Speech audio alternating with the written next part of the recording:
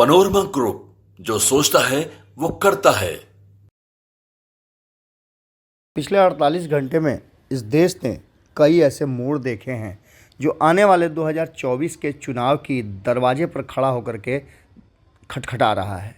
या कहा जाए कि 2024 के चुनाव की आगाज 22 तारीख को नरेंद्र मोदी के राम मंदिर प्राण प्रतिष्ठा के बाद शुरू हो गई है और इसका श्रेय लेने का भी पूरा अब इंतजाम कर दिया गया है। बात यहीं तक होती तो ये कहा जा सकता था कि एक तरफी है, लेकिन इसके बाद जो दूसरा फैसला था वो उससे भी ज़्यादा महत्वपूर्ण बनता जा रहा था, क्योंकि बिहार इस बार के 2024 के चुनाव में काफ़ी फोकस्ड है। भारतीय जनता पार्टी हो या अन्य दल, सभी का फोकस बिहार पर है कि बिहार किस करवट बैठता है और क्या फैसला लेता है। बिहार के फैसले पर इस देश के फैसले का इस बार कहा जा रहा है कि असर पड़ने वाला है। इसी को लेकर के एक तरफ जहां उत्तर प्रदेश जो सबसे बड़ा राज्य इस देश का है, 80 सीटें वहां हैं, वहां तो नरेंद्र मोदी ने अपने लिए रास्ता चुन लिया, लेकिन बिहार जो है तो मात्र 40 सीटें, लेकिन 200 सीटों को कहीं ना कहीं इन्फ्लुएंस करता है। इस बात का ध्यान रखते हुए नरेंद्र मोदी जी की दूसरी चाल जो है वो और ज़्यादा बिहार को लेकर के और 2024 के लेकर के महत्वपूर्ण बताई जा रही है।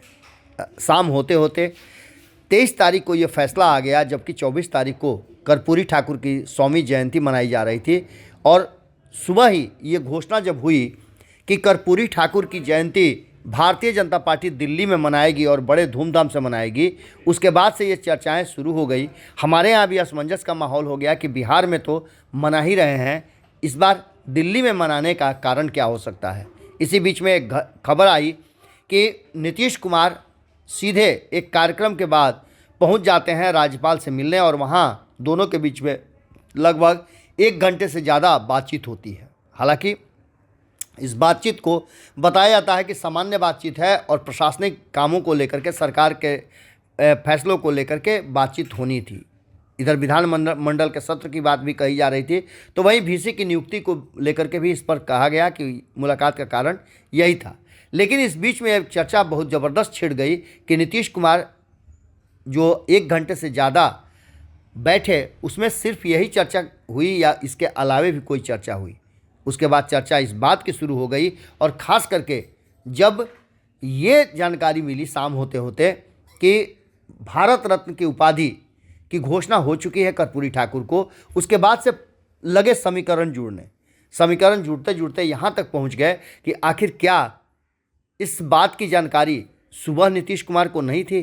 नीतीश कुमार जब राज्यपाल के भवन से निकल रहे थे बातचीत करके, उसके बाद मीडिया ने कुछ तस्वीरें सामने रखी, जो कुछ शूट किया। उस शूट में वीडियो शूट में नीतीश कुमार के बॉडी लैंग्वेज के बदले होने की पूरी बातें साफ नज़र आ रही थी। नीतीश कुमार हाथ जोड़ते हुए बाहर निकले और मुस्कुराहट उनके चेहरे पर था।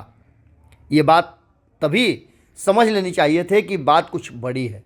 और शाम होते होते जब कर्पूरी ठाकुर को भारत रत्न दिए जाने की बात सामने आई, उसके बाद से ये चर्चा शुरू हो गई कि आखिर नीतीश कुमार से बात कैसे हुई, नीतीश कुमार और मोदी की बात किसने कराई। तो सबसे पहली बात राज्यपाल की तरफ उठी कि सुबह मिलने गए थे, वहीं राज्यपाल से बात हुई और ये सारा सब कुछ वहीं तय हो गया था। अब इस बात को लेकर के चर्चाएं तो चल ही रही थी। इसी बीच में ये भी जानकारी आ गई कि रामनाथ ठाकुर जो कर्पूरी ठाकुर के पुत्र हैं, उनको फ़ोन करके प्रधानमंत्री ने खाने पर बुलाया है, पूरे परिवार सहित खाने पर बुलाया है। और इसके साथ साथ कार्यक्रम समाप्त करते 24 तारीख को बिहार के प्रदेश अध्यक्ष सम्राट चौधरी कर्पूरी ठाकुर के आवास पर पहुंच गए। वहां भी वो काफ़ी समय तक रुके और सभी से मुलाकात करके प्रधानमंत्री जी के इस संदेश को बताया भी। टेलीफोन पर बात हुई और इस टेलीफोनिक बातचीत को लेकर के नीतीश कुमार ने भी मंच से ये बात कही कि मुझसे तो बात नहीं हुई है, लेकिन रामनाथ जी से बात हुई है। तो क्या ये सच माना जाए कि नीतीश कुमार से प्रधानमंत्री की बातचीत नहीं हुई है? जबकि ये बातें पूरी तरह से चीख कर इशारा कर रही हैं कि जब नीतीश कुमार राज्यपाल से अचानक मिलने गए थे, जबकि कहा यह जा रहा है कि पूर्व निर्धारित कार्यक्रम था, लेकिन किसी को इस बात की जानकारी नहीं थी। अचानक नीतीश कुमार राज्यपाल से मिलने पहुंचे थे और वहां उन्हें इस बात की जानकारी मिल गई थी कि कर्पूरी ठाकुर को भारत रत्न की उपाधि देने की स्वीकृति हो गई है, सिर्फ औपचारिक घोषणा बाकी है। अब ऐसी स्थिति में आप समझ सकते हैं कि इस देश की राजनीति और ये देश कहाँ जा रहा है। असली खेल तो अब शुरू हुआ है। नीतीश की मोदी से टेलीफोनिक बात किसने कराई, ये बात अभी भी असमंजस में है, लेकिन कर्पूरी जी को भारत रत्न मिलने के बाद जिस तरह से टोन बदले हैं वो एक अलग कहानी जरूर कह रहे हैं। जुड़े रहिए भारत लाइव के साथ।